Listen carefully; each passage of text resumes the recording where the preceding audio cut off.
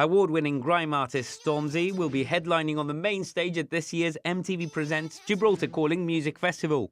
The artist won 2 awards at this year's Brit Awards and made the headlines when he openly criticised Theresa May over the lack of aid and support offered to the victims of the Grenfell Tower fire. His performance in Gibraltar is expected to attract much attention, with it being one of only 4 dates booked by the artist this summer. Also taken to the main stage is English newcomer Rag & Bone Man, who became an online sensation when his single Human clocked up over 460 million views on YouTube, and Irish indie legends Two Door Cinema Club. And in keeping with the festival reaching out to a wider demographic, the classic stage will be celebrating 40 years of disco, with the iconic Sister Sledge, Bob Geldof and his Boomtown Rats, and 70s singer Suzi Quatro taking to the stage. Well, the acts are the top that we can get in the current charts and the current people, but also the retro. It was always a brief, from the Gibraltarian government that, this would be a family event, as it has been since it started.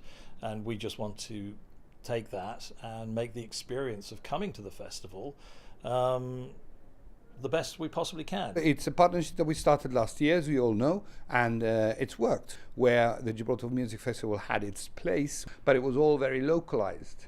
It was all happening here, and we were not exposing the success of the Gibraltar Music Festival.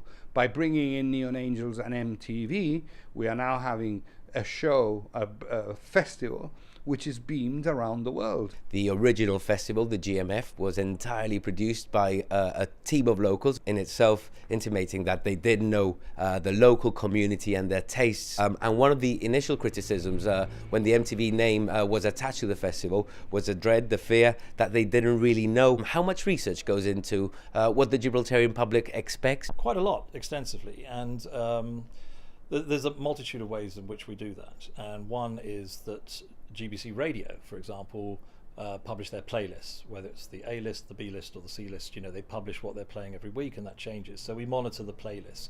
We work very closely with GBC, which didn't actually have a close working relationship when it was the Gibraltar Music Week. A month before, they weren't playing any of the artists that were performing.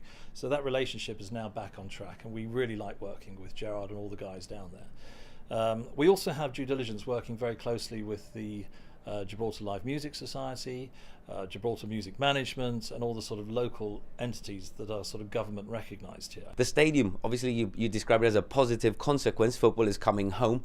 Do you think we run the risk of perhaps running out of a venue which is adequate to host events such as these? No, not at all, because the way in which we are signing the deals with the GFA, one of the things is that the Gibraltar government will be able to do events there, and I think that the GFA will welcome the fact that we do events in a stadium. Has a time arrived perhaps for Gibraltar to explore the possibility of a purpose-built multi-purpose arena? We are doing a multi-purpose hall in which you can have up to about 1,600 capacity, and then we are building all the legacy stadia projects. The festival will take place over Friday the 21st and Saturday the 22nd of September at the Victoria Stadium, with further information available on gibraltarcalling.com.